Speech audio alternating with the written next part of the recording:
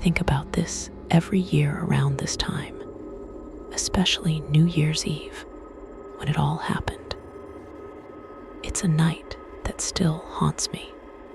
I was on my way to my parents' house for the new year. They live a few hours away in upstate Pennsylvania, and I'd left late in the afternoon, thinking I had plenty of time to get there. I usually love long drives. The peaceful solitude gives me time to think. But that night, the weather had other plans. An hour into the drive, the snow started to fall. At first, it was light, just a few flurries dusting the windshield. Nothing to worry about. In fact, it looked beautiful. I even remember thinking how perfect it was for New Year's Eve. But then it snowed harder and harder. The further I drove, the worse it got. Soon, I was caught in the middle of a full-blown blizzard. The highway was slick, visibility dropped to nothing. My car, an old sedan, wasn't built for conditions like this. It started slipping, even on the smallest hills. I knew I had to pull over. There was no point in pushing it. I didn't want to end up in a ditch, or worse. I found a small spot on the shoulder of the road, far enough off to avoid the few cars still creeping by. I texted my parents, telling them about the situation. They were worried sick, of course. I tried to reassure them, but the truth was, I wasn't sure I'd be okay either. I figured the storm would ease up soon, but the snow just kept coming. It piled up around my car, and soon I realized I wasn't going anywhere tonight. My dad offered to try and drive out to me, but I told him no. That would be a death wish. I told him if things didn't get better soon, I'd call the police. He reluctantly accepted that as my best option. An hour passed. 2. The snow showed no sign of letting up. I started to feel the weight of the isolation. I kept the car running, turning the engine on and off to conserve fuel and keep warm. The wind howled outside. I stared at the darkness, feeling completely cut off from the world. Then through the white haze, I saw it, headlights.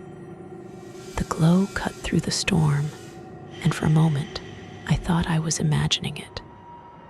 But no, a snowplow pulled up next to me. Relief washed over me. I was saved.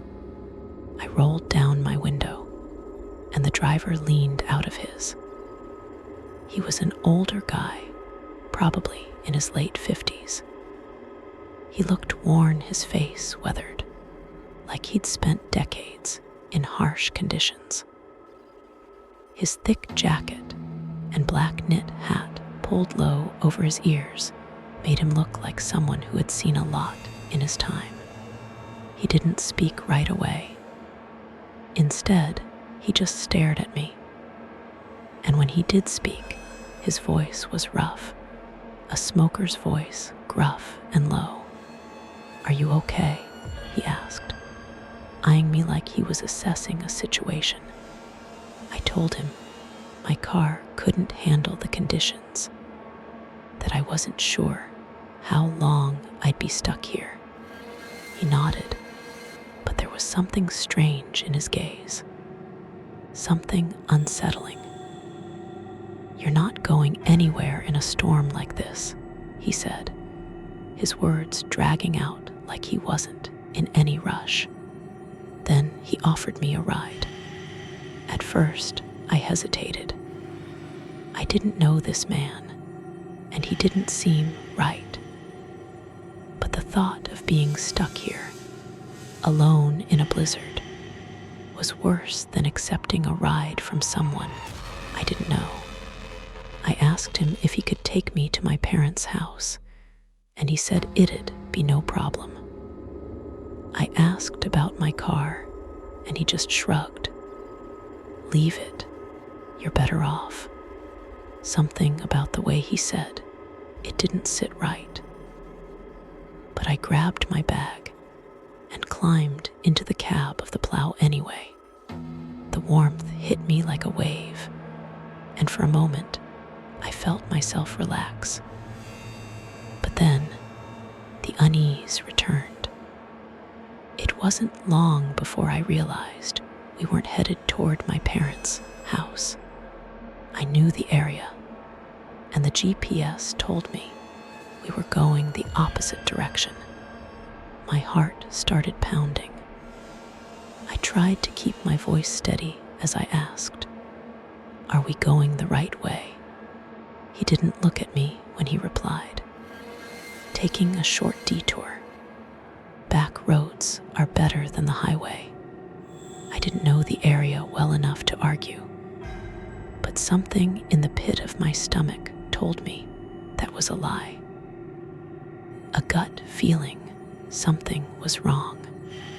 We kept driving, and the further we went, the more I noticed. Empty liquor bottles scattered on the floor by his feet. Torn up maps stuffed in the side pockets. And there, wedged between the seats, a knife. My pulse quickened. I looked at the GPS. It was recalculating every time he missed another turn.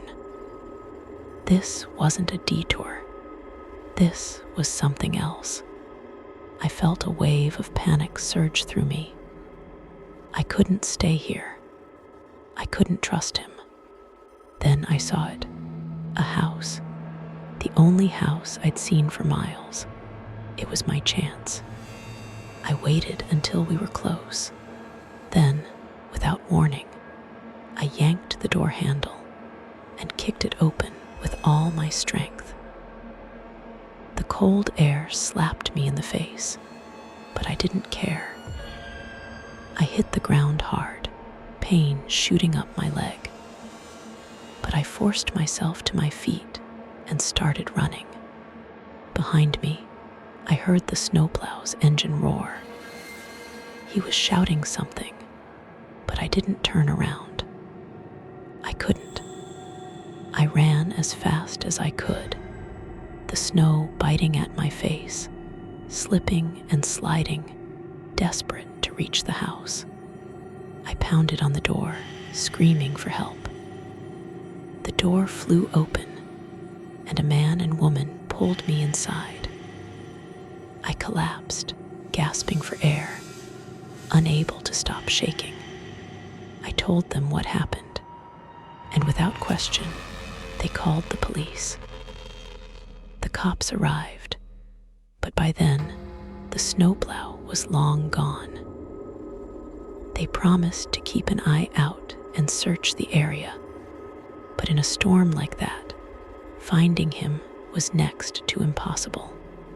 They gave me a ride to my parents' house and helped with the tow. My dad was furious when he found out what happened, but I didn't care. I was safe. I still think about it, though. About what could have happened if I hadn't acted when I did. What if I'd stayed in the car, waiting for the storm to let up?